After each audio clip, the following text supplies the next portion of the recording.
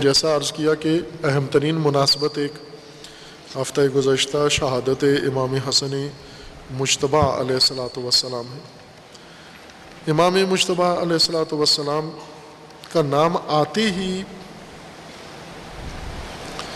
امام حسن علیہ السلام کی پوری حیات میں صلح امام حسن علیہ السلام نمایاں ہے بہت، یعنی صلح نے سایہ ڈالا ہوا ہے امام حسن علیہ السلام کی پوری زندگی پر۔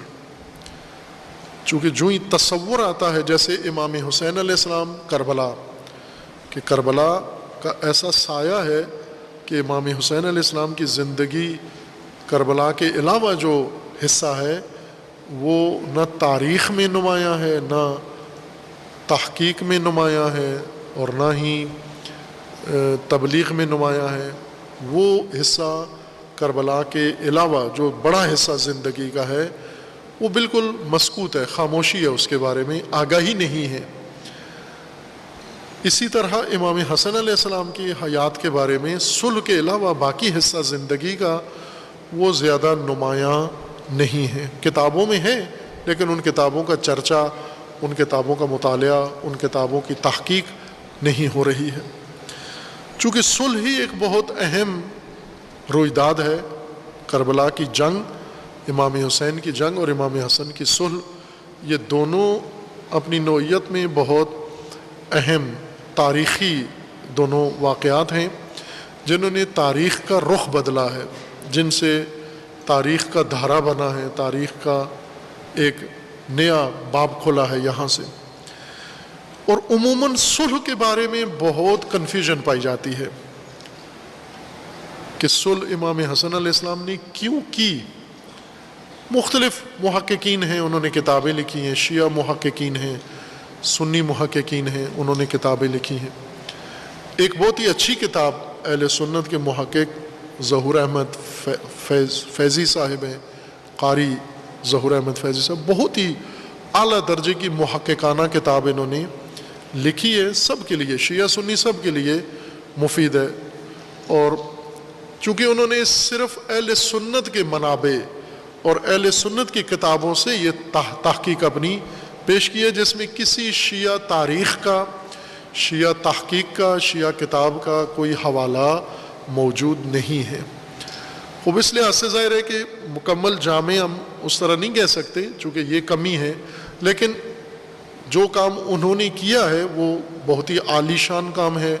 صلح امام حسن علیہ السلام بہت اعلیٰ درجے کی محققانہ کتاب ہے۔ ان کی باقی کتابیں بھی بہت خوبصورت ہیں، یہ کتاب بڑی اہم ہے اور قابل مطالعہ ہے۔ میں پہلے بھی بعض مناسبتوں سے اس کا ذکر کر آیا ہوں۔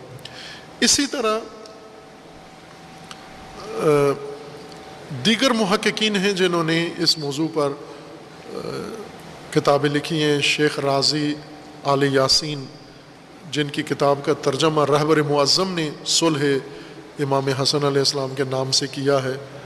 رہبر معظم نے رہبری سے پہلے، صدارت سے بھی پہلے، اپنے ایام انقلاب سے پہلے اس کتاب کا ترجمہ کیا ہوا تھا، اور یہ بھی ایک بڑی محققانہ کتاب ہے۔ اس کے علاوہ بھی بہت سارے علماء نے، محققین نے، شیعہ سنی دونوں نے تحقیق اپنی پیش کی ہے۔ کچھ نے صلح امام حسن میں معاویہ کے حق میں باس نتیجہ لیا ہے، کہ صلح کا ساری باس کا نتیجہ آخر میں معاویہ کا جائز اقتدار نکالا ہے، کہ یہ اقتدار صلح کے نتیجے میں ملا، بس یہ ٹھیک اقتدار ہے۔ کچھ نے اس کو بین کر کے نتیجہ نکالا کہ اس صلح کا فاتح کسی کو قرار نہ دیں، اس صلح میں نہ کہیں کہ معاویہ کی فتح ہوئی یا امام حسن کی ہوئی، اور شکست بھی نہ کہیں، دونوں کو ان کے اپنے اپنے حساب کا کریڈٹ دے دیں۔ یہ بھی بعض لوگوں کا مزاج ہوتا ہے ایسے، کہ وہ چاہتے ہیں کہ درمیان کی بات کریں، بیچ بیچ کی بات کریں، یک طرفہ بات نہ کریں، اپنے آپ کو اس طرح کے کاموں سے تسلی دیتے ہیں کہ ہم بڑا کوئی عادلانہ، معتدلانہ اور اچھا کام کر رہے ہیں۔ کچھ نے صلح امام حسن علیہ السلام کے وجوہات میں امام حسن علیہ السلام کی امن پسندی کو قرار دیا، چونکہ جنگ تھی، فتنہ تھا، شورش تھی اور امام جنگی مزاج نہیں رکھتے تھے، لہٰذا یہ صلح پسندی، امن پسندی یہ باعث بنی کہ امام نے جنگ پر صلح کو ترجیح دے دی ہے۔ لیکن یہ سارے تجزیے ہم اگر تحقیق کی روشنی میں دیکھیں اور اس میں مختلف لوگوں کا کردار دیکھیں تو ہمیں ایک نیا زاویہ اس صلح میں سمجھ میں آتا ہے جو ضروری ہے سمجھنا۔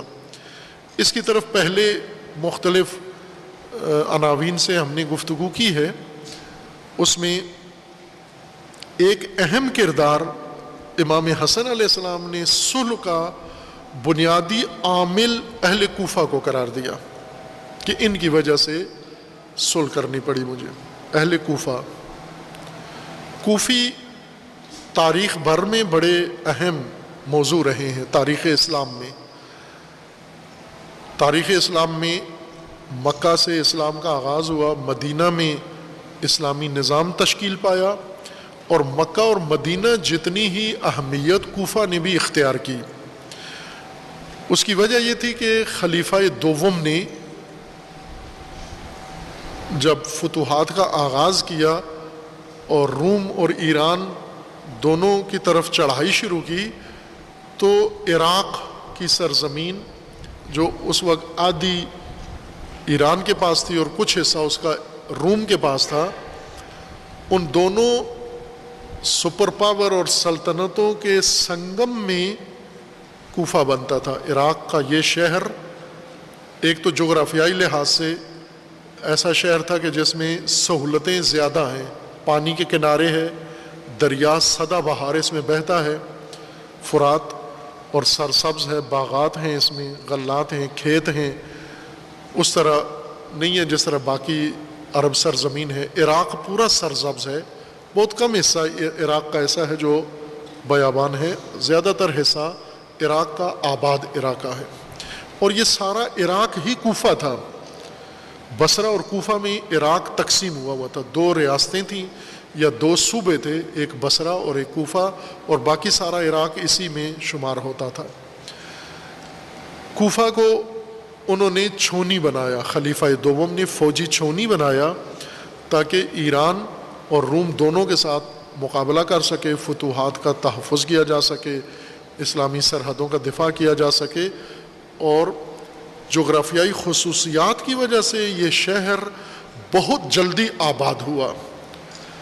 یعنی عموماً اتنا جلدی شہر آباد نہیں ہوتے جتنا جلدی کوفہ آباد ہوا، اپنی زرخیزی، پانی کی فراوانی، موسمی اور دیگر خصوصیات کی وجہ سے، اور سرحدی سوق الجیشی حیثیت رکھنے کی وجہ سے فوراً مسلمان فوجی تو سارے وہاں رہنے پر مجبور تھے، غیر فوجی عرب بھی جگہ جگہ سے اپنے زمینیں اور گھر بیچ کر یمن سے اور باقی حجاز سے، باقی علاقوں سے دھڑا دھڑ کوفہ منتقل ہونا شروع ہوئے، اور اس طرح ایک ملٹی نیشنل شہر وجود میں آ گیا جس میں کئی اقوام، کئی قبیلے، کئی افکار، کئی طرح کے رجحان رکھنے والے لوگ آ کر اکٹھے ہو گئے۔ اور یہ وہ شہر تھا چونکہ جنگی مرکز بھی تھا اور زرعی مرکز بھی تھا، لہٰذا جنگ کے دنوں میں درآمد کا ایک بڑا ذریعہ تھا۔ جنگجو جنگ لڑتے تھے اور جنگوں کی غنیمتیں ان کو ملتی تھیں، اور یہ ایک بڑا جنگی کشش تھی ان کے لیے کہ جنگ لڑیں گے، قبضے کریں گے نئی زمینوں پر، اور ان سے حاصل جو کچھ ہوگا ہمیں ان زمینوں سے اموال بھی ہمارے ہاتھ آئیں گے، انسان بھی ہمارے ہاتھ آئیں گے، جو مرد ملیں گے غلام ہمارے بن جائیں گے، جو عورتیں ملیں گی کنیزیں ہماری بن جائیں گی۔ تو ایک بڑا پرکشش ماحول تھا کوفہ کا جنگی ہونے کی وجہ سے، اور دوسرا زرعی ہونے کی وجہ سے بھی پرکشش ماحول تھا۔ جن دنوں میں جنگ نہیں ہوتی تھی یہ دوسرے کاروبار کر کے فوائد حاصل کر لیتے تھے، اس وجہ سے باقی شہروں کی نسبت یہ جلدی آباد ہوا، پھیلا اور ترقی کی اس نے۔ اور سب سے بڑھ کر پھر اس کو جو عروج ملا، کوفہ کو مرکزیت ملی، امیر المومنین علیہ الصلوۃ والسلام نے اسے اپنا سیاسی دارالخلافہ بنا لیا۔ اور خلیفہ کے زمانے میں، خلیفہ دوم کے زمانے میں یہ شہر تاسیس ہوا، بنا، اور امیر المومنین کے زمانے میں دارالخلافہ بن گیا۔ پھر اس کے بعد پوری تاریخ میں کوفہ ایک اہم شہر اور کوفی اہم طبقہ شمار ہونے لگے۔ کوفیوں نے امام حسن علیہ السلام نے کوفیوں کو ذمہ دار قرار دیا۔ وہ روایت میں پہلے بارہا آپ کی خدمت میں پڑھ چکا ہوں امام حسن علیہ السلام کی، اسی کتاب احتجاج میں ہے۔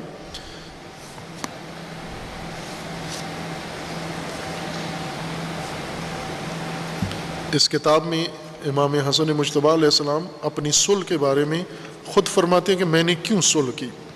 مورخین نے بھی بتایا ہے، آج بھی محققین بتا رہے ہیں، لیکن امام فرماتے ہیں کہ میں نے کیوں صلح کی اور وجوہات اس کی کیا تھیں۔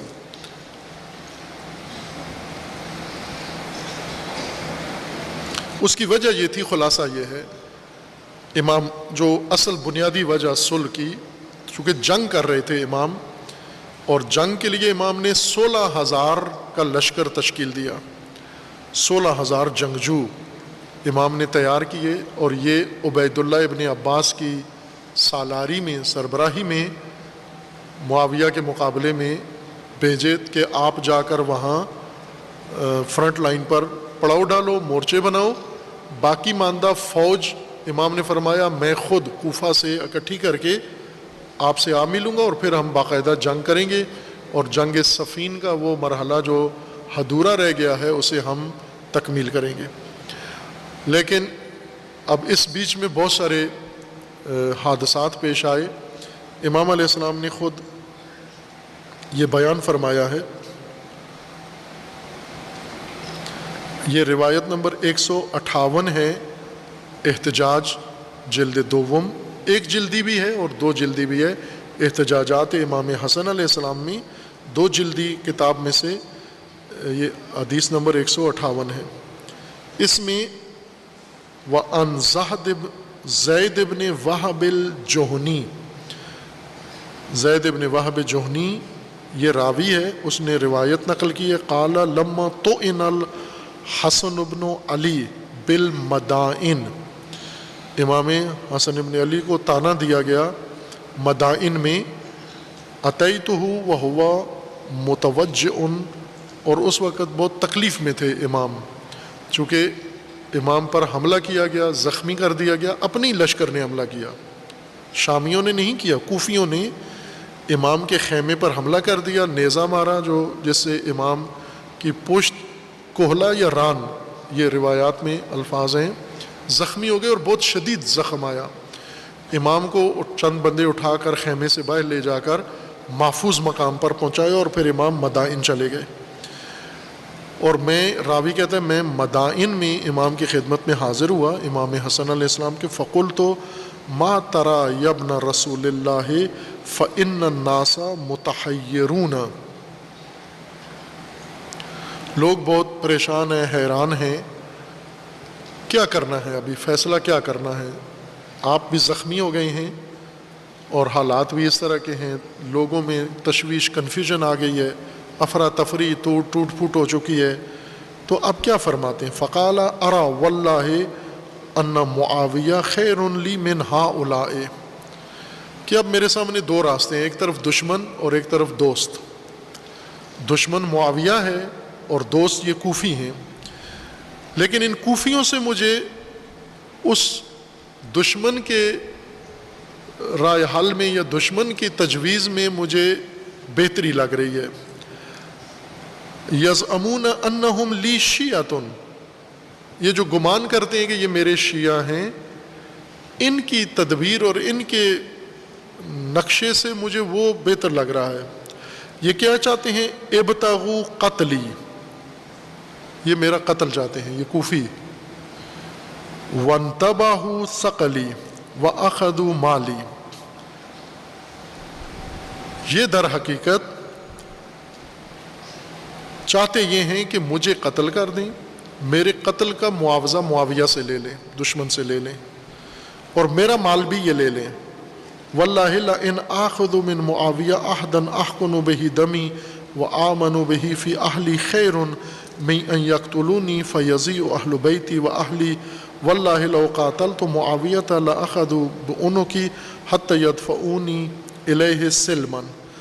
امام فرماتے ہیں کہ اگر میں جنگ کرتا ہوں کوفیوں کے ذریعے شامیوں کے مقابلے میں تو یہ کوفی جنگ کرنے کے بجائے مجھے گرفتار کر کے باندھ کے معاویہ کے حوالے کر دیں گے، یا مجھے قتل کر کے میرا سر معاویہ کے سامنے پیش کر دیں گے، یا مجھے باندھ کے اسیر کر کے معاویہ کے سامنے پیش کر دیں گے یہ کوفی.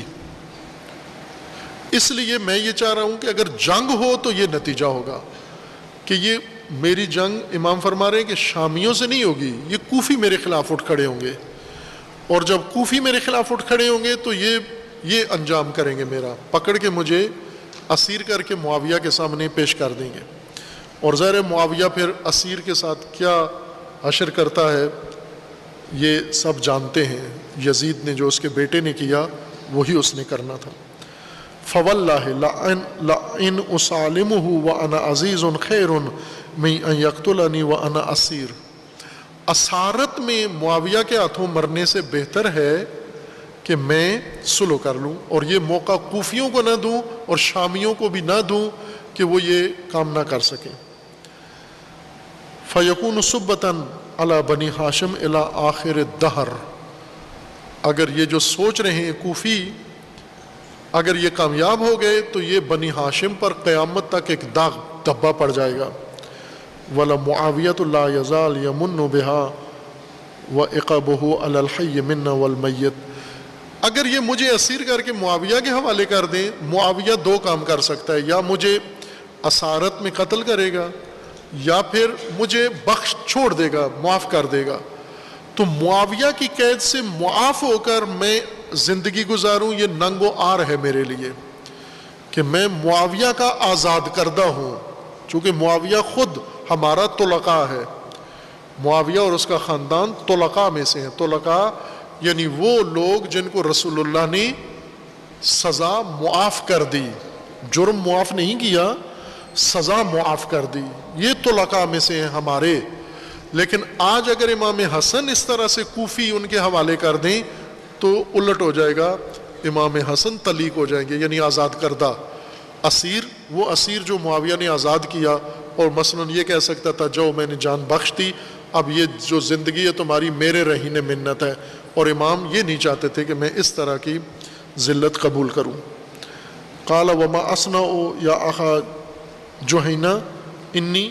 پھر امام نے فرمایا کہ یہ کیا چاہتا ہے معاویہ کے بارے میں کہا اور اپنی قوم کے بارے میں، اور پھر یہ بتایا کہ میں یہ فیصلہ کر چکا ہوں کہ اس حدیث کے مطابق اصل ذمہ داری کوفیوں پہ امام نے ڈالی ہے. شامیوں سے تو جنگ کے لیے امام تیار تھے، 16,000 کا لشکر روانہ کر چکے تھے اور باقی ماندہ لشکر خود امام تیار کر رہے تھے، اور یہ لشکر جا کر معاویہ سے آخری فیصلہ کن جنگ لڑنی تھی. اس نے یہ 16,000 لشکر جو گیا کوفیوں کا، اس نے جا کر جاتے ہی 12,000 لشکر معاویہ نے خرید لیا سالار سمیت. 16,000 امام نے روانہ کیا تھا کوفی لشکر شامیوں کے خلاف. شامی دشمن تھے، کوفی دوست. اب دیکھیں دشمن اور دوست کیا کر رہے ہیں امام حسن علیہ السلام کے ساتھ. اور آج کا محقق اور آج کا مومن اور آج کا مسلمان اور شیعہ، اسے واضح ہونا چاہیے کہ کیا ہوا اس وقت اور آج کس بات پر اس کا اعتقاد و ایمان ہونا چاہیے. اس 16,000 لشکر میں سے 12,000 لشکر معاویہ سے جا ملا، چونکہ سپہ سالار بک گیا. سپہ سالار کو 3 پیشکش ہوئی معاویہ کی طرف سے. خوبصورت عورت، دمشق کی عورتیں خوبصورت اس وقت بھی تھیں، آج بھی ہیں. آج بھی یہ خلیجی عرب، چونکہ معاویہ حجازی ہے، مکہ کے رہنے والے ہیں، یہ کالے کلوٹے ہوتے ہیں سارے، خوبصورت نہیں ہوتے. حجازی خوبصورت نہیں ہے. یہ جو حجاز میں کوئی خوبصورت ہیں یا یہ یہودی نسل کے ہیں یا یہ مسیحی نسل کے ہیں یا یہ عراقی نسل کے ہیں، اس خلیج کے حصے میں کوئی اگر خوبصورت چہرہ آپ کو نظر آیا تو وہ مخلوط نسل ہوگی، وہ خالص حجازی نسل نہیں ہے۔ اور ان کو یہ دمشقی عورتیں بہت پسند تھیں، دمشق اور لبنان اور یہ علاقے۔ لہٰذا عبید اللہ کو جب اس نے نام لیا کہ دمشق کی خوبصورت عورت معاویہ کے خیمے میں بیٹھی ہوئی ہے تیرا انتظار کرتے ہوئے، تو یہ تو وہیں نرم ہو گیا کہ ٹھیک ہے میں جنگ نہیں کرنا چاہتا۔ دوسرا دینار، کئی لاکھ دینار وہ لے کر آئے تھے، 1000 وہ دیے، اور باقی کہا کہ وہاں پہنچو گے تو باقی حصہ مل جائے گا۔ اور تیسرا شامی فوج کی سپہ سالاری فتح کے بعد، اور یہ تینوں چیزیں بعد میں نہیں دی، نہ عورت دی نہ دینار دیے، جو دیے تھے وہ بھی واپس لے لیے، اور بہت ہی تذلیل کی انہوں نے عبید اللہ کی، اور نہ ہی وہ سپہ سالاری ملی۔ لیکن اس وعدے پر اس سپہ سالار نے خیانت کی اور 12,000 کا لشکر 16,000 میں سے توڑ کر یہ معاویہ سے جا ملا۔ باقی ماندہ جو لشکر تھا کوفیوں کا، اب کوفیوں کا ایک وہ دستہ تھا جو بک گیا، دوسرا دستہ وہ امام کے محاصرے میں، امام کو اس نے محاصرے میں کر لیا، اور جو بہت خواص تھے قریبی، یہ میں نے سوال کئی دفعہ مومنین کے سامنے، طلاب کے سامنے رکھا ہے کہ یہ نقشہ کس نے بنایا تھا کہ امام حسن کو پکڑ کے اسیر کر کے کوفیوں میں سے کس کوفی نے یہ تجویز دی اور کس کو دی، اور یہ امام تک بات پہنچ گئی، بلکہ امام تک نہیں پہنچی، یہ بھی بڑا دلچسپ ماجرا ہے۔ یہ ایک کوفی لیڈر نے تجویز دی کہ یہ کام کرتے ہیں ہم، اور پھر اس کے بعد یہ طے پا گیا، انہوں نے خط لکھا معاویہ کو کہ ہم جنگ شروع کرو، تم معاویہ کو کہا کہ تم جنگ شروع کرو، جنگ میں ہم تیرے مقابلے میں نہیں لڑیں گے بلکہ ہم امام حسن کے خلاف لڑیں گے، اور ہم اس میں امام کو پکڑ کے زندہ تیرے حوالے کر دیں گے۔ یہ خط کوفیوں نے معاویہ کو لکھا، معاویہ نے امام حسن علیہ السلام کی حوصلہ شکنی کے لیے یہ خط اپنے قاصد کے ساتھ امام تک پہنچا دیا۔ امام حسن نے وہ خط خود پڑھا اپنی آنکھوں سے، جو امام کے ساتھیوں نے دشمن کو لکھا ہوا تھا کہ ہم یہ کام کریں گے جنگ اگر شروع ہو جاتی ہے، امام کو آپ کے حوالے کر دیں گے۔ جب امام نے وہ خط دیکھا، وہ پہچان بھی لیا، وہ اصلی خط تھا، جعلی خط نہیں تھا، جن کے دستخط تھے امام پہچانتے تھے ان کو۔ اس وجہ سے امام علیہ السلام نے یہ فیصلہ کیا کہ میں نے اب جنگ نہیں کرنی، چونکہ اگر میں جنگ کروں گا تو شامیوں کے ہاتھوں نہیں، کوفیوں کے ہاتھوں مجھے قتل کروایا جائے گا، اور شامیوں کے ہاتھ فروخت کیا جائے گا، پیسے لے لیں گے، اس لیے میں جنگ نہیں کرتا۔ کوفیوں کے اندر معاویہ نے ایک اپنا برگیڈ بنایا ہوا تھا، شامیوں نے، شامی دشمن تھے، کوفی دوست، یہ ذہن میں رکھیں۔ امام حسن علیہ السلام کا مقابلہ شامیوں سے تھا، اور جس فوج کے ذریعے مقابلہ کرنا تھا وہ کوفی فوج ہے۔ اب آپ خود دیکھیں کہ کس فوج سے کس کے خلاف امام جنگ کرنی ہے، تو آخر صلح نہ کریں تو کیا کریں، اور کس کے ہاتھوں؟ آیا دشمن سے مرعوب ہو کر، دشمن سے دب کر، دشمن سے خوف کھا کر، یا دشمن سے شکست کھا کر یہ صلح کیا امام نے؟ دشمن سے کی تو ذرا برابر پرواہ نہیں کی امام حسن علیہ السلام نے۔ ساری مشکل ادھر کوفہ سے تھی، دشمن کے لیے تو تیار تھے امام، فوجیں تیار کر رہے تھے، جنگ کرنا چاہ رہے تھے، لیکن جب اپنے لوگوں کا یہ دستاویز ملی اور مسلم ہوا تو پھر امام علیہ السلام نے یہ عمل کیا۔ اب جب انہیں اندازہ ہوا کہ جنگ ہونے والی نہیں ہے، ان کا ارادہ جنگ کے دوران امام حسن پر حملہ کرنا تھا کوفیوں کا، لیکن جب دیکھا کہ امام حسن اب جنگ ٹال رہے ہیں، جنگ نہیں شروع کر رہے، تو انہوں نے کہا کہ کہیں دیر نہ ہو جائے اور معاویہ کے ساتھ جو ہم نے عہد معاہدہ کیا ہوا ہے وہ کہیں فسخ نہ ہو جائے، تو انہوں نے جنگ کے بغیر ہی امام حسن پر حملہ کر دیا کوفیوں نے، اور اس حملے میں امام کو زخمی کیا گیا، پھر امام کو اٹھا کر دوسرے خیمے میں لے گئے، پھر میدان سے باہر لے گئے وہیں مدائن میں، اور وہاں امام نے یہ مطلب بیان فرمایا۔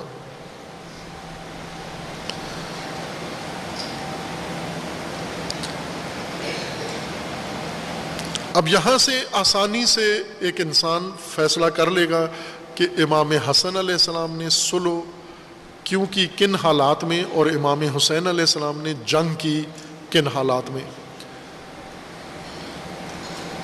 امام حسن علیہ السلام کے جو حالات تھے یہ پہلے سوچنا سمجھنا ضروری ہے، اور ان حالات میں کیا کرنا چاہیے تھا، چونکہ امام حسین علیہ السلام موجود تھے جب امام حسن نے صلح کی۔ امام حسین علیہ السلام نے اعتراض نہیں کیا، امام حسین علیہ السلام شامل تھے اس صلح کے اندر،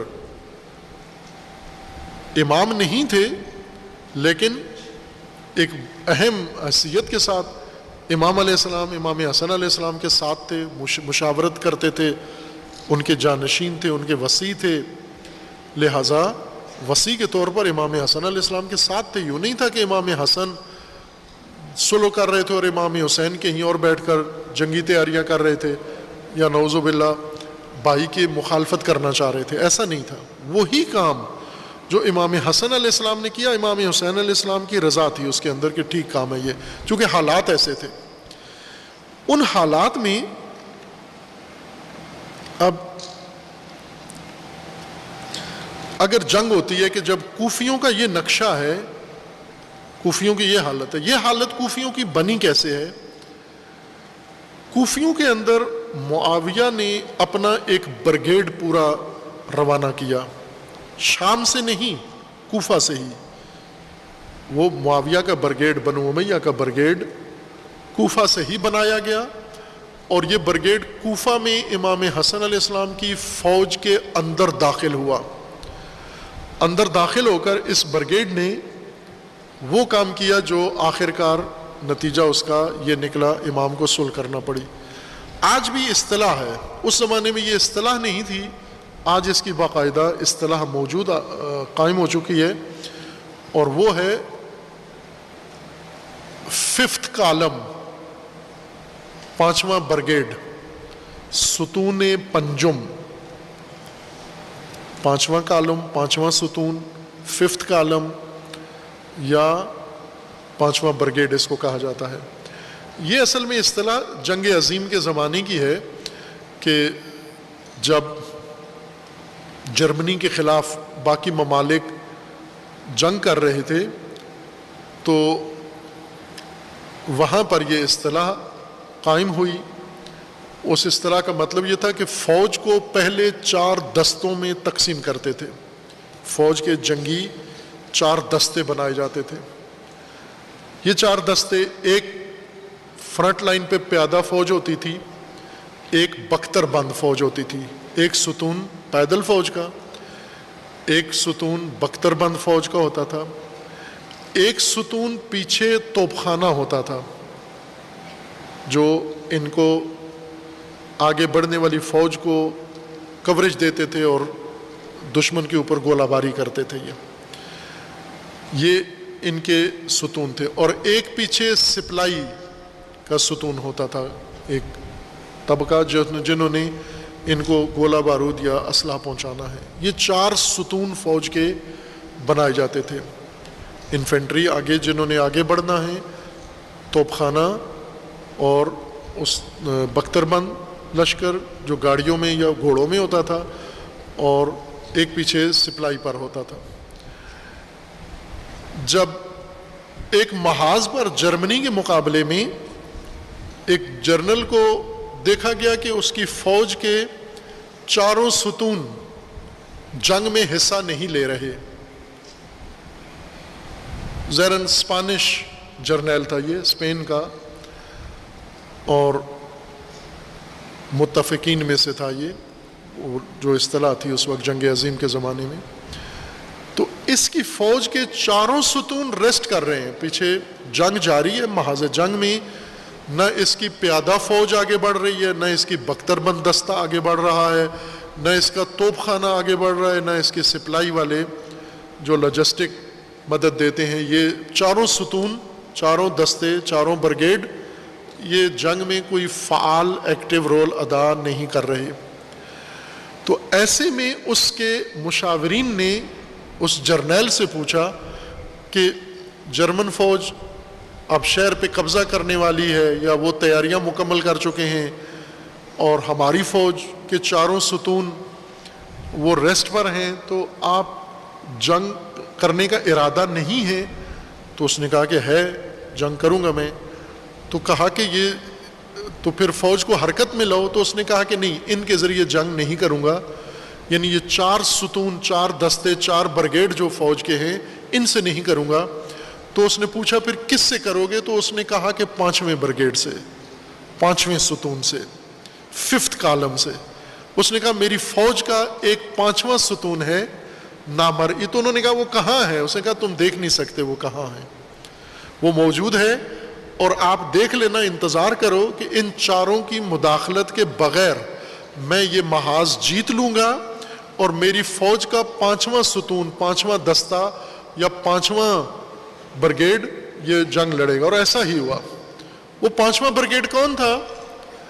وہ 5واں برگیڈ وہ طبقہ تھے جو جاسوس، اپنے ملک کے ساتھ خیانت کرنے والے دشمن کے ساتھ ملے ہوئے، یعنی تھے وہ آسٹریلیا یا اس کسی ملک میں تھے، اب میرے ذہن میں سرزمین نہیں ہے، رہنے والے کسی اور ملک کے تھے، ہمدردی کسی اور ملک کے ساتھ تھی، حملہ ور ملک کے ساتھ ہمدردی تھی. اور ان کی بڑی تعداد، اس کو انہوں نے دستورات دیا ہوا تھا، ایک نیٹ ورک بنا ہوا تھا، لہٰذا اس نے جو انہیں ہدایات دی، احکامات دیے، ان احکامات کے ذریعے سے وہ محاذ 4 برگیڈ کے بغیر 5ویں برگیڈ نے نامرئی اور غیر محسوس برگیڈ جو نظر نہیں آ رہا تھا کہاں ہے، اس نے وہ محاذ جیت لیا اور اس فوج کو شکست دے دی. کس طریقے سے؟ 5ویں برگیڈ کا جو طریقہ ہوتا ہے وہ یہ ہے کہ غلط خبریں پھیلانا. یہ بندوق نہیں ہوتی، 5ویں برگیڈ کے پاس اسلحہ نہیں ہوتا، پستول نہیں ہوتا، بندوق نہیں ہوتی، یہ بندوقوں سے جنگ نہیں کرتا، تلوار نہیں ہوتی ہے اس کے پاس. اس کے جنگ کرنے کا طریقہ یہ، قلم اس کے پاس ہے، زبان اس کے پاس ہے، پروپیگنڈا اس کے پاس ہے، افواہیں اس کے پاس ہیں، غلط معلومات پھیلانا. مثلا دشمن کے بارے میں یہ کہنا کہ دشمن حملہ کرنے والا ہے، جرحالی کے حملے کی کوئی تیاری اس کی نہیں ہے، تاکہ اس فوج کے حوصلے توڑ دیں، اس فوج کو لا کر الرٹ کھڑا کر دیں. 48 گھنٹے تک ایک فوج الرٹ رہے تو ویسے تھک جاتی ہے، نہ نیند ہوتی ہے، نہ کھانا ہوتا ہے، نہ آرام ہوتا ہے. 48 گھنٹے کے بعد وہ فوجی ویسے ناکارہ ہو جاتے ہیں بیٹھے بیٹھے جنگ کیے بغیر. اور یہ کام کیسے کرتے تھے؟ ان کی غلط خبروں کی وجہ سے. غلط انفارمیشنز دیں، پروپیگنڈا کریں، اراجیف پھیلائیں، افواہیں پھیلائیں. غلط پروپیگنڈے میں کیا تھا کہ اس فوج کے اندر، جس کے اندر یہ 5th کالم پیدا ہوا ہے، جاسوس طبقہ، یہ بتائیں کہ یہ ملک تو معاہدہ کر چکا ہے، اس کے کمانڈر تو بھاگ چکے ہیں، اس کے کمانڈر تو بک گئے ہیں. جرمنی کے فوجیوں کو یہ کہتے تھے کہ ہٹلر نے تو سلو کر لی ہے. اب چونکہ اس وقت تب موبائل فون تو نہیں تھے کہ فوراً میدان جنگ سے رابطہ کریں ہیڈ کوارٹر میں کہ سلو ہو گئی ہے. وہ کہتے ہیں ہم نے سنا ہے سلو ہو گئی ہے، جب سلو ہوئی ہے تو ہتھیار پھینک دیں، جبکہ سلو نہیں ہوئی تھی. یہ 5th کالم کا طریقہ ہوتا ہے. آج کل ہم اپنی فوج کے جو ترجمان ہیں ISPRS، ان کو دیکھیں تو یہ بہت زیادہ چرچا ایک بات کا کرتے ہیں، 5th جنریشن وارفیئر، 5ویں نسل جنگی حکمت عملی کی 5ویں نسل. یہ 5th کالم پرانا اس قانون ہے، 5واں ستون. 5ویں جنگی حکمت عملی یہ آج کی اصطلاح ہے موجودہ زمانے کی. اور پاکستان کی افواج الرٹ ہیں چونکہ پاکستان کے خلاف 5ویں حکمت عملی نسل کی جنگ شروع ہو چکی ہے، جو سوشل میڈیا اور افواہوں کے ذریعے، غلط خبروں کے ذریعے، غلط انفارمیشنز کے ذریعے اور انٹیلیجنس کے ذریعے، جاسوسی کے ذریعے، تشویش کے ذریعے یہ جنگ لڑی جا رہی ہے. معاویہ نے یہ کام کیا. کوفیوں کے اندر، چونکہ کوفی ایک قوم نہیں تھے، ہر باغ کی بوٹی کوفہ میں تھی. جیسے اسلام آباد میں چلے جائیں آپ، اسلام آباد میں کون سی قوم آباد ہے؟ لاہور میں تو ہے نا، کہیں بٹ ہیں، کہیں جٹ ہیں، کہیں بھٹی ہیں، بہت ساری اقوام مل جاتی ہیں آپ کو لاہور میں، اور چند ایک دوسرے شہروں سے آئے ہوئے ہیں، لیکن اسلام آباد میں کون سی قوم رہتی ہے؟ جٹ رہتے ہیں، بٹ رہتے ہیں، چیمے رہتے ہیں، کھیمے رہتے ہیں، کون سی قوم ہے؟ کوئی بھی نہیں ہے، ساری دنیا وہاں ہے، شمالی بھی وہاں ہیں، جنوبی بھی وہاں ہیں، سرائکی بھی وہاں ہیں، سندھی بھی وہاں ہیں، پنجابی بھی وہاں ہیں، پشتون بھی وہاں ہیں، گلگتی بلتی، ساری کھچڑی بنی ہوئی ہے۔ اسلام آباد چونکہ کیپٹل ہے، اور یہ چھوٹا سا گاؤں تھا یا چند گاؤں تھے، ان کو ملا کے کیپٹل بنایا، تو سارے باہر سے جا کر آباد ہوئے ہیں، مقامی آبادی اسلام آباد کی نہیں ہے، یا نہ ہونے کے برابر ہے۔ چند گاؤں ہیں ابھی تک کچے ہیں، مقامی اسلام آبادی ابھی تک بیچارے جھگیوں میں ہی رہتے ہیں۔ آپ کبھی جانا ہو مرگلہ کی طرف، ان کے گاؤں دیکھیں، بہت ہی افسوسناک زندگیاں گزارنے سے، غاروں میں رہنے والے لوگ ہوتے ہیں ان بنگلوں اور کوٹھیوں کے ساتھ، جو مقامی آبادی ہے وہاں کی اصل پرانے لوگ۔ کوفہ کی اصل مقامی آبادی کوئی بھی نہیں تھی، سارے کوفہ کے اندر یہ لوگ سارے باہر سے، پورے خطے سے، مفتوحہ علاقوں سے آ کر ڈیرے ڈالے ہوئے تھے، مختلف قبائل آباد تھے، اور یہ کمزوری کوفہ کی ہمیشہ رہی ہے۔ خلیفہ دوم جنہوں نے یہ شہر آباد کیا، بنایا، چھونی بنائی، وہ کوفہ کے ہاتھوں بہت تنگ تھے، بہت تنگ، کبھی بھی کوفہ کی تعریف نہیں کی۔ جب بھی نیا گورنر بنا کے بھیجتے، اسے سخت احکامات دے کے بھیجتے، اور خود یہ کہتے تھے کہ مجھے آج تک کوفہ سے خیر کی کوئی خبر نہیں ملی، جب بھی ملی ہے کوئی نہ کوئی پھڈا، کوئی نہ کوئی پنگا، کوئی اس طرح کی چیزیں جو کوفی روزمرہ کرتے تھے۔ اس طرح کی ملٹی نیشنل آبادی کے اندر یہ گیپ پیدا ہو جاتے ہیں، چونکہ ان کے روابط آپس میں اس طرح سے برادرانہ اخوت والے نہیں ہوتے، مفاد پرستی کے روابط ہوتے ہیں، اور اس طرح کی معیشت۔ مثلا اسلام آباد میں کوئی اگر حادثے کا شکار ہو جائے تو اسلام آبادی سیلفیاں بنا کے گزر جاتے ہیں، ایکسیڈنٹ روڈ سے نہیں اٹھاتے، اس کو اسپتال نہیں پہنچاتے، چونکہ ان کے علاقے کا نہیں ہے نا، جس کا ایکسیڈنٹ ہوا ہے یہ پشتون ہے، سیلفی بنانے والا سندھی ہے، اس کو کیا لگے پشتو کی لاش اٹھانی ہے۔ کوئی ہمدردی کسی کے ساتھ نہیں رکھتے۔ کوفہ میں بھی ایسا ہی تھا، قبائلی طور پر ان کے رشتے تھے، لیکن آپس میں ایک مشترکہ کوئی رشتہ نہیں تھا۔ اس گیپ میں یہ موقع مل جاتا ہے 5واں برگیڈ، ستون پنجم، یعنی وہ افراد جو منافقت رکھتے ہیں، جن کے دل کسی اور کے ساتھ ہیں اور جن کی زبانیں کسی اور کے ساتھ ہیں، جو زبانی طور پر امام حسن کے ساتھ ہیں، جو قلبی طور پر مفاد کے پیچھے ہیں، ان کو کوئی بھی مفاد دے دے۔ آپ کوفیوں کے دیکھیں، یہ ہمیشہ طاقتور کے ساتھ ہی رہے ہیں، کوفہ میں طاقت اوپر نیچے ہوتی رہی ہے۔ جب کمزور گورنر بنتا تھا تو یہ اس کے اوپر سوار ہو جاتے تھے۔ اس کی موٹی مثال نعمان ابن بشیر ہے۔ امام حسین علیہ السلام کو جب خط لکھے گئے، اس وقت ایک کمزور تدبیر والا یا کمزور شخصیت کا مالک، ویسے تو اچھا آدمی ہوگا لیکن کوفیوں کے لیے وہ کمزور ہی سمجھا جاتا تھا۔ نعمان کے مقابلے میں انہوں نے شورش کی، میٹنگیں کی، خط لکھے اور کوفہ میں بغاوت کا ماحول بنا دیا۔ جب عبید اللہ آیا اکیلا تنہا، اس کے مقابلے میں تسلیم ہو گئے۔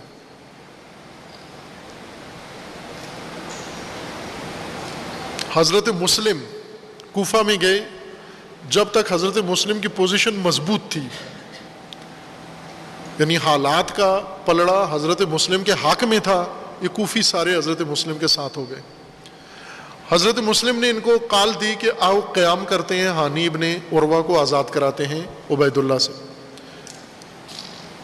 ان میں سے کچھ آئے کچھ نہیں آئے، لیکن جب اس میدان میں آئے اور آ کر اندازہ لگایا کہ عبید اللہ حاوی ہے، زیادہ طاقتور ہے حضرت مسلم سے، وہیں پر گھروں کو چلے گئے، حضرت مسلم کو بالکل اسی میدان میں تنہا چھوڑ دیا۔ آخر میں 5 آدمی مسجد تک گئے جو پہلی رکعت سے اٹھ کے بھاگ گئے۔ یہ کوفی ہیں۔ مختار ثقفی،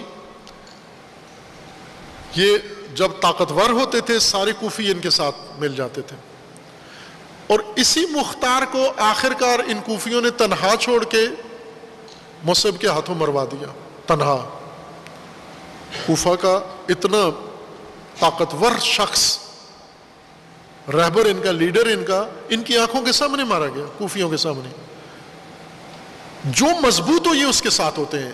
ابن زبیر مضبوط ہوا، کوفی ابن زبیر کے ساتھ۔ مختار ثقفی میں طاقت آئی، مختار ثقفی کے ساتھ۔ عبید اللہ طاقتور ہے، عبید اللہ کے ساتھ۔ جس کے اندر طاقت ہے کوفی اس کے ساتھ ہے، جو کمزور پوزیشن میں اسے چھوڑ دیتے ہیں۔ باقاعدہ محاسبہ کرتے تھے کہ اس وقت حالات کس کے حق میں ہیں۔ جیسے پاکستان میں ایک اصطلاح ہے نا، لوٹا، سیاستدانوں کی اصطلاح ہے لوٹے، یعنی ان کا باعزت نام ہے الیکٹیبلز اور ان کا بےعزتی والا نام ہے لوٹے، یعنی وہ سیاستدان جو الیکشن آنے سے پہلے یہ اندازہ لگا لیتے ہیں کہ اسٹیبلشمنٹ کی حمایت کس کو حاصل ہے، طاقتور جماعت کون ہے، اس وقت اسٹیبلشمنٹ کس جماعت کو لانا چاہتی ہے، یہ ان کی چھٹی حصے ان کو بتا دیتی ہے، اور یہ فوراً طاقتور جماعت کے ساتھ مل جاتے ہیں۔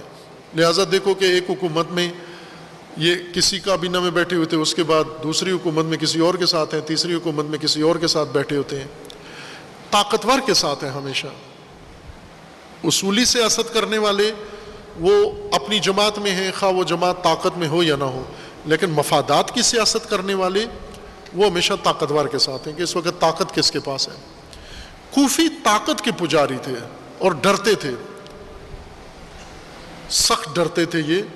ایک تو انہیں یہ پتا ہوتا تھا کہ جو اقتدار میں نہیں ہے اس سے ہمارا فائدہ کیا ہے، اس کی حمایت کیوں کریں ہم۔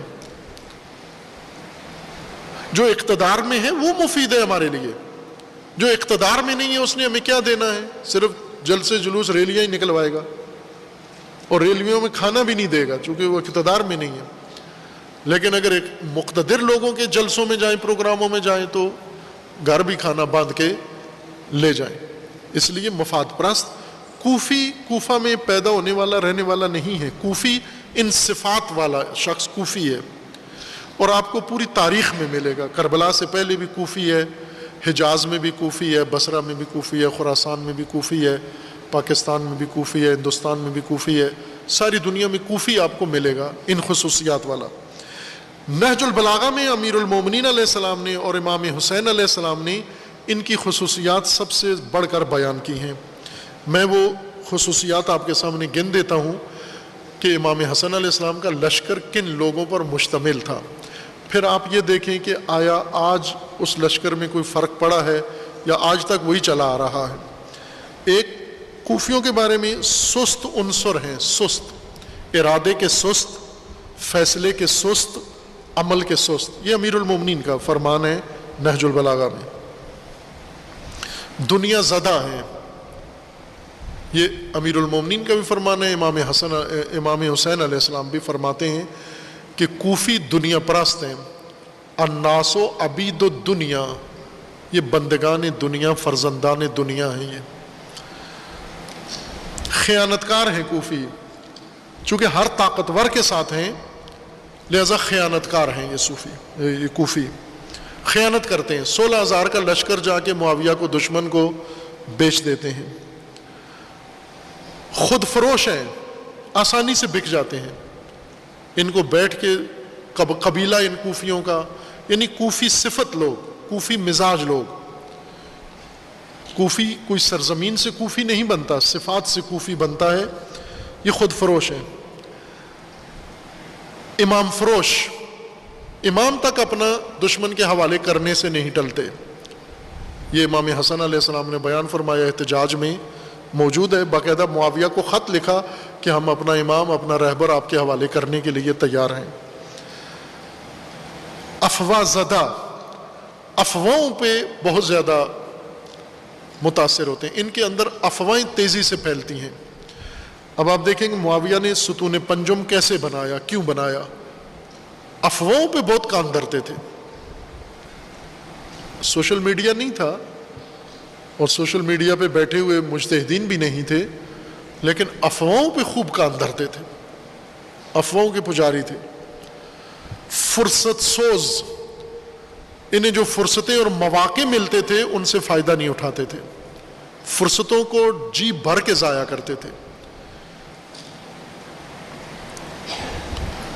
پراپوگنڈا کے مقابلے میں مفلوج ہو جاتے تھے، پراپوگنڈا کو تجزیہ تحلیل نہیں کر سکتے تھے، دشمن کی چال کو تشخیص نہیں دے سکتے تھے۔ یہ امیر المومنین علیہ السلام کے ان کے بارے میں اوصاف ہیں۔ فاقد صلاحیت تشخیص، حالات کی تشخیص، موقع محل کی تشخیص نہیں کر سکتے، دشمن کے دام فریب میں پھنسنے والے، جس طرح جنگ صفین میں امیر المومنین کے لشکر میں سے 12,000 کوفی عمرو بن عاص کے دام فریب میں پھنس گئے، قرآن نیزوں پہ اٹھایا، یہ اس کے امیر المومنین بتاتے رہے یہ فریب ہے، نہیں، بے وفا تھے۔ بے وفا یعنی وفاداری تبدیل کرنا ان کے لیے کوئی مسئلہ نہیں تھا، وفا اقدار میں سے نہیں تھی، وفا کی جگہ پر یہ مفاد کو رکھے ہوئے تھے کہ یہ دیکھو مفاد تمہارا کدھر ہے، ایسے عہد کے نام پر، وفا کے نام پر کسی کے ساتھ جوڑ رہو، ساری زندگی مشکلات میں رہو۔ کوفیوں کی منطق میں یہ تھا کہ ہمیشہ دیکھو فائدہ کون دے رہا ہے تمہیں، جو فائدہ دے رہا ہے بس اس کے ساتھ رہو۔ حق و سکوت لینے والے، ایک کام جو شامیوں نے کیا، شامی قبائل، کوفی قبائل میں جاتے تھے، قبائلی سرداروں کو کہتے تھے کہ تم معاویہ کا ساتھ دو، امام حسن کا نہ دو، بعض اوقات وہ کہتے تھے یہ نہیں ہو سکتا، ہمارا قبیلہ ہمارے خلاف ہو جائے گا، تو پھر اس کا یہ ان کو تدبیر بچاتے تھے کہ پھر اس کا مطلب یہ ہے کہ تم اگر جنگ نہیں کر سکتے، جنگ نہیں چھوڑ سکتے تو چپ رہو، نہ امام حسن کا ساتھ دو نہ معاویہ کا، یہ مان لیتے تھے کہ یہ درمیانی راستہ ہے تو اس کے بھی ہمیں پیسے دو تاکہ ہم چپ رہیں۔ حق السکوت۔ ہمیشہ محاسبات میں غلطی کرتے تھے، اندازہ، حالات کا جائزہ غلط لگاتے تھے۔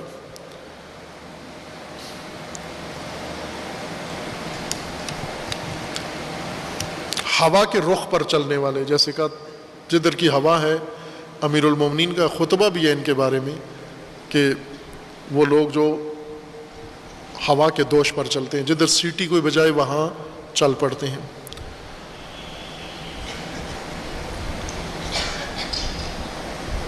جنگ جمل میں امیر المومنین کی حکومت تھی اور کوفہ امیر المومنین کے تابع تھا، وہاں کے گورنر تھے ابو موسیٰ اشعری۔ امام علی علیہ السلام نے انہیں باقاعدہ وفد بھیجا، امام حسن علیہ السلام کو بیچ میں شامل کر کے، کوفیوں کو کہو کہ جمل کی جنگ میں امام علی کا ساتھ دیں، نہیں آئے، بہت قلیل افراد، چھوٹا سا ایک دستہ آیا، نہیں آئے۔ کیوں؟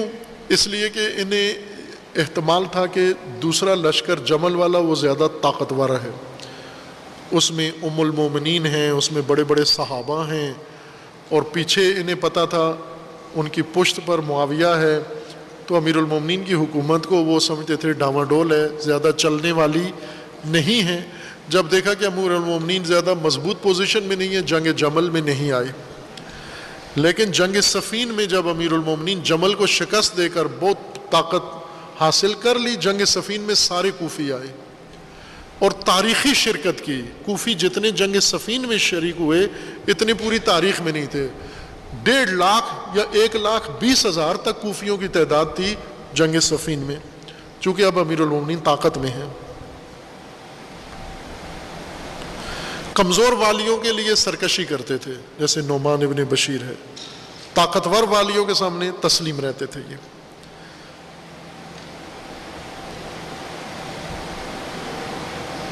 اکثر کوفہ کی جو جمعیت تھی یہ ان پڑھ نہیں تھے، پڑھے لکھے تھے سارے، حافظ قرآن، حافظ حدیث، علماء، پڑھے لکھے، اپنے اپنے قبیلوں کے مختلف، چونکہ چھونی تھی اور مختلف لوگ چھانٹی کیے ہوئے آئے تھے، تو اکثر تعلیم یافتہ، پڑھے لکھے، حدیث کا علم رکھتے ہیں، قرآن کا علم رکھتے ہیں۔ اور آج بھی اگر آپ دیکھیں ادبیات میں کوفی مکتب، ادب میں، نحو میں، صرف میں، کوفہ ایک مکتب کی حیثیت رکھتا ہے، چونکہ یہ سارے دانا لوگ پڑھے لکھے یہیں پر تھے۔ اس کے باوجود یہ مشکلات کیوں تھیں؟ چونکہ ہر پڑھا لکھا امام کے اپنے رہبر کی بات نہیں سنتا تھا، وہ اپنی نظریہ رکھتا تھا. ہر کوفی خود صاحب نظر تھا اپنی بات میں کہ میرے نزدیک جنگ کرنی چاہیے، میرے نزدیک نہیں کرنی چاہیے. جیسا حضرت مسلم نے جب کہا کہ ہانی ابن عروہ کو آزاد کرانے کے لیے قیام کرنا ہے، سلیمان ابن سرد نے کہا کہ یہ قیام جائز نہیں ہے میرے نزدیک، کیونکہ مسلم ابن عقیل یہ معصوم نہیں ہے، اور امام معصوم ہو تو ہم قیام کریں گے. یہ سلیمان میں کوئی پاکستانی رگ تھی، یا پاکستانیوں میں کوئی سلیمانی رگ نظر آتی ہے ان میں. اس نے اسی وجہ سے مسلم ابن عقیل کا نہیں دیا ساتھ، کہا یہ تو معصوم نہیں ہے مسلم ابن عقیل. وہ اپنے لشکر لے کے، قبیلہ لے کے بائیکاٹ کر کے چلا گیا، نہیں شامل ہوا اس میں. صرف ایک قبیلہ حضرت مسلم کے ساتھ آیا، قبیلہ مزہج، باقی قبائل بائیکاٹ کر گئے. مختار ثقفی کا قبیلہ نہیں آیا، وہ خود بھی نہیں آیا. چونکہ خود تشخیص دیتے تھے. امام زین العابدین علیہ السلام کے مقابلے میں خود تشخیص دیتے تھے کہ امام کی یہ تشخیص ہے، ہماری یہ تشخیص ہے.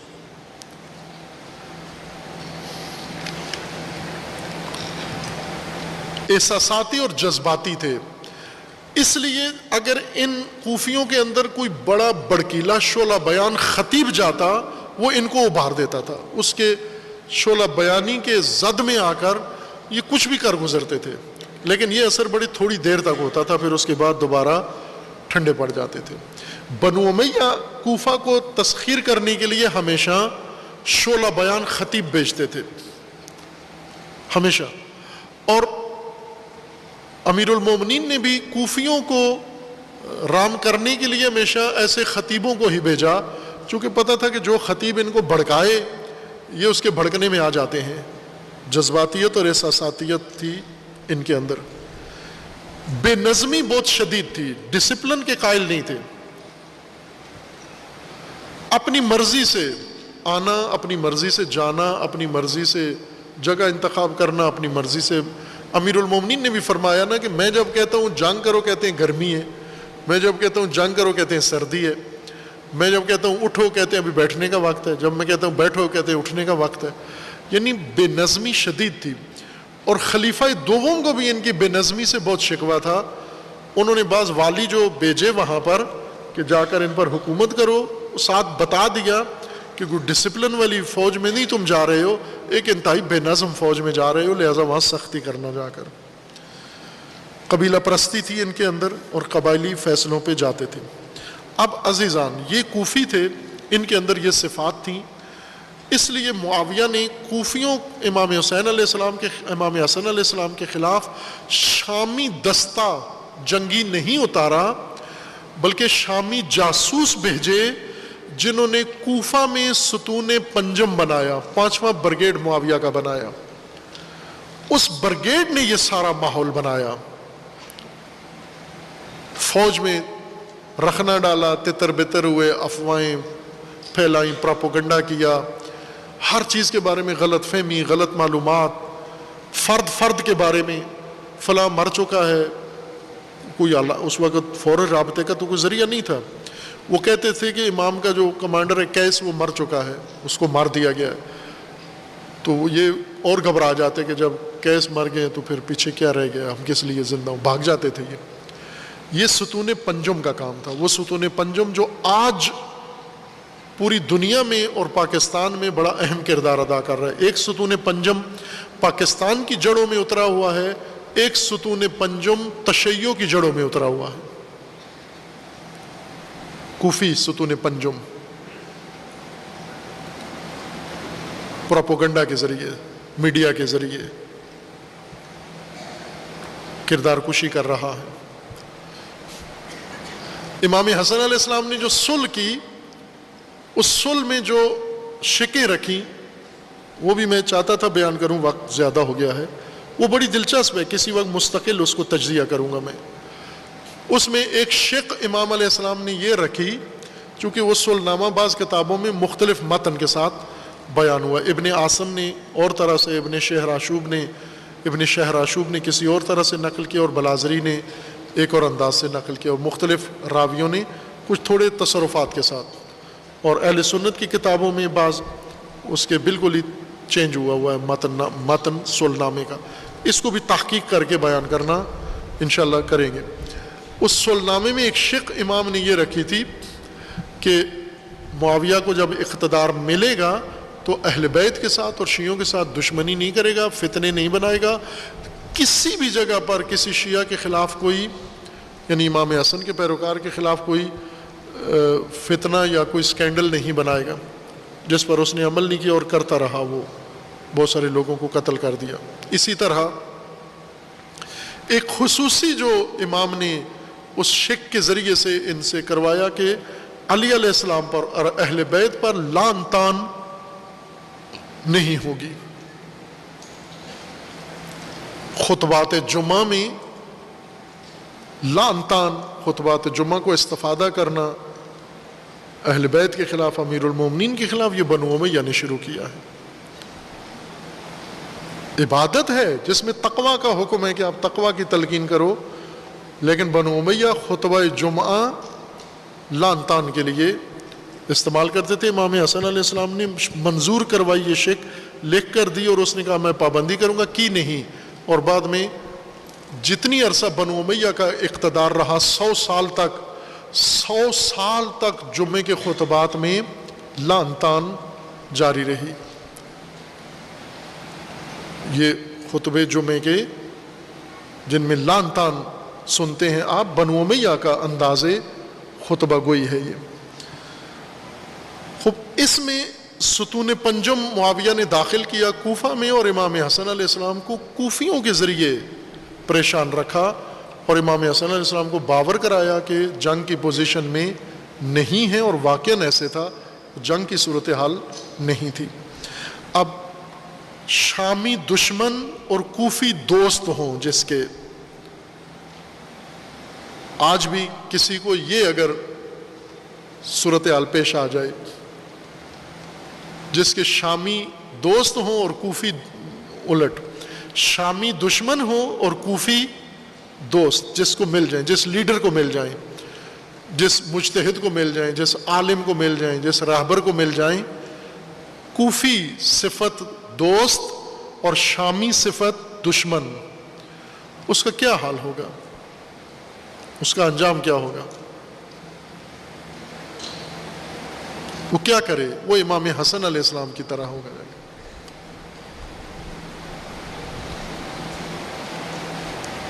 مرزا غالب کے بقول کے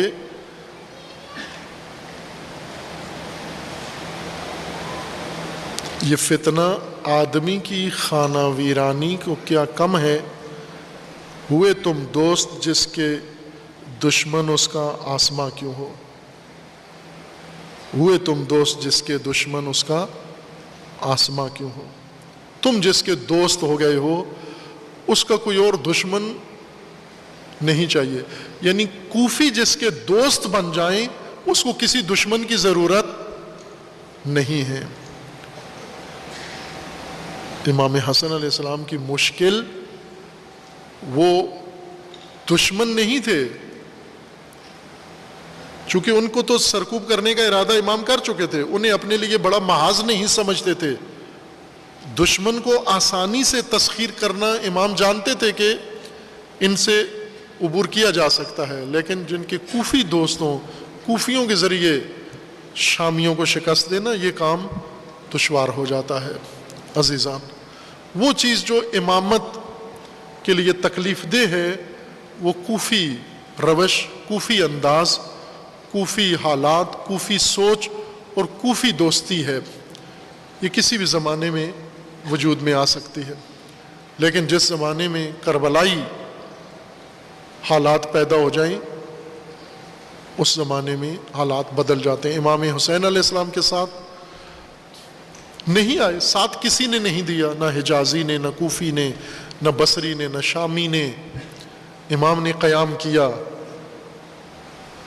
یہ بھی ذہن میں رکھیے کہ یزید نے وہی نقشہ معاویہ والا امام حسین علیہ السلام کے لیے لاگو کرنے کی کوشش کی۔ کہ ستون پنجم کے ذریعے امام حسین علیہ السلام کو مکہ میں حج کے دوران شہید کروا دیا جائے۔ یہ نقشہ یزید کا بنو امیہ کا تھا، چونکہ ماہر تھے ان کاموں کے اندر۔ بنو امیہ کے 4 ایسے جن کو کہا جاتا ہے نا کہ یہ دہات العرب ہیں، یعنی چالاک، 4 چالاک ترین عرب، ان کی چالاکی جیسا کوئی عرب نہ پہلے تھا نہ بعد میں تھا۔ وہ 4 عرب چالاک کون ہیں؟ معاویہ ابن ابی سفیان، عمرو ابن عاص، زیاد ابن ابی اور مغیرہ ابن شعبہ۔ ان کو چالاک ترین فرد عربوں کی تاریخ میں مانا جاتا ہے، آج بھی مانا جاتا ہے کہ ان جتنا زیرک اور چالاک تاریخ نے نہیں دیکھا، اور یہ جتنا تاریخ کا رخ موڑا وہ ان 4 کے ہی کام سے ہوا ہے۔ یزید نے یہی کام امام حسین علیہ السلام کے ساتھ کرنا چاہا جو اس کے باپ نے امام حسن کے ساتھ کیا، یعنی ستون پنجم کے ذریعے سے امام حسین علیہ السلام کو مکہ میں شہید کر دینا۔ امام حسین علیہ السلام نے ناکام بنایا نقشہ ان کا، چونکہ وہ امام حسن علیہ السلام کا پہلے نمونہ سامنے تھا کہ کوفہ میں اگر امام حسن ہیں تو کوفیوں کے شر سے امام پر حملہ کروایا جائے، کوفیوں کے ذریعے امام پر حملہ کروایا جائے۔ حجاز میں امام حسین ہیں تو حجازیوں کے ذریعے امام کو شہید کروایا جائے، اور امام حسین علیہ السلام کو معلوم تھا کہ یہ نہیں ہونے دوں گا، انہی کے ہاتھوں نہیں۔ امام حسن علیہ السلام نے صلح کا ذمہ دار کوفیوں کو قرار دیا، اور کوفی کس طرح ذمہ دار بنے؟ ان خصوصیات کی وجہ سے۔ یہ ضعف تھا کوفیوں کا، یہ صفات تھی کوفیوں کی، اور ان صفات سے فائدہ اٹھا کر معاویہ نے کوفہ کے اندر ہی اپنا 5واں بریگیڈ بنایا، جس نے امام حسن علیہ السلام کے لیے سارے راستے بند کر دیے۔ کوفیوں کے ہاتھوں سب کچھ ہوا، اس میں شامی کوئی بھی سامنے نہیں آیا، اور آخرکار امام نے یہ فرما کر کہ ان کے نقشے میں یہ تھا کہ مجھے اسیر کر کے، جنگ کرا کے اسیر کر کے معاویہ کے سپرد کریں، معاویہ یا مجھے قتل کر دے یا مجھے چھوڑ دے، اور معاویہ چھوڑ کر پھر ساری دنیا کو بتاتا پھرے کہ یہ بنو ہاشم کے سردار ہیں اور میں نے ان کو زندگی دی ہے، میری دی ہوئی زندگی جی رہے ہیں، اور یہ امام نے فرمایا میں برداشت نہیں کر سکتا تھا۔ یہ خلاصہ اس سارے ماجرا کا تھا کہ امام حسن علیہ السلام کے بارے میں جب بات آتی ہے فوراً صلح ذہن میں آتی ہے، اور صلح کے بارے میں جتنی کنفیوژن ایجاد کی گئی ہے وہ بلا جواز ہے، چونکہ تمام تاریخی حقائق امام نے خود اپنی زبان سے واضح کر دیے ہیں۔ اب اس وقت تو اگر امام حسن علیہ السلام اس مشکل میں تھے، امام حسن امام تھے اور امامت در حقیقت ان مشکلات میں گری ہوئی تھی، تو کیا آج امامت ان مشکلات سے نکل آئی ہے؟ آج امامت کے شامی دشمن اور کوفی دوست نہیں ہیں؟ دشمن تو آج بھی امامت کے شامی ہیں، بدتر ہیں، دوست کیا بدل گئے ہیں امامت کے اور ولایت کے؟ یہ امام حسن علیہ السلام کی زندگی کا پیغام ہے کہ کسی زمانے میں تو تبدیل ہو جاؤ، تم کسی زمانے میں تو اپنی خو چھوڑ دو، کسی زمانے میں امامت کے پیروکار بن جاؤ، تاکہ وہ امام وقت، امام عصر اتنی صدیوں سے انتظار نہ کریں۔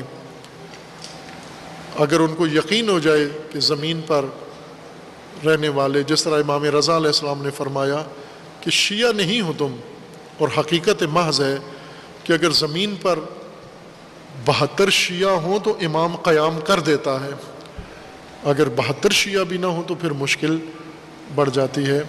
امام صادق علیہ السلام فرماتے ہیں 17 شیعہ نہیں مجھے ملتے، میں قیام کس سے کروں؟ شاگرد تو میرے 4000 ہیں، لیکن شیعہ میرے 17 بھی نہیں ہیں۔ خداوند تبارک و تعالی انشاءاللہ شعور عطا فرمائے اس ملت کو، قوم کو، اس نسل کو، اور تاریخ کی ان عبرتوں سے عبرت لے کر اور تاریخ کے ان واقعات سے سبق لے کر یہ نسل اپنی اصلاح کرے انشاءاللہ، بیدار ہو، باشعور ہو، اور ائمہ کو جس طرح کے شیعہ چاہیے، جس طرح کے پیروکار چاہیے، جس طرح کے ماننے والے چاہیے، خداوند تبارک و تعالی ہم سب کو ویسا بننے کی توفیق عطا فرمائے انشاءاللہ۔ وصلی اللہ علی محمد وآلہ الطاہرین۔